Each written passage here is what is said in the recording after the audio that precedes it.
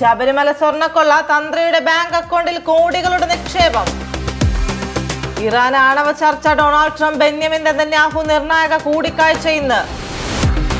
വിനിയോഗ certificate സമർപ്പിച്ചില്ല. Chooralmala ഉരുൾപൊട്ടലിനുള്ള 184 കോടി കേന്ദ്രം കേരളത്തിന് നൽകിയില്ല. LDF-ന് തുടർഭരണമില്ലെങ്കിൽ കേരളം തകരും, അരാജകയുഗത്തിലേക്ക് പോകുമെന്ന് മന്ത്രി പി രാജീവ്. പെരുമ്പാവൂരിൽ അതിഥി തൊഴിലാളികൾക്കിടയിൽ എയ്ഡ്സ് വർദ്ധിക്കുന്നു, ജാഗ്രതാ നടപടിയുമായി ആരോഗ്യവകുപ്പ്. മണിപ്പൂരിൽ സംഘർഷം വ്യാപിക്കുന്നു, വീടുകൾക്കും വ്യാപാര സ്ഥാപനങ്ങൾക്കും തീയിട്ടു, കേന്ദ്രസേനയെ വിന്യസിച്ചു.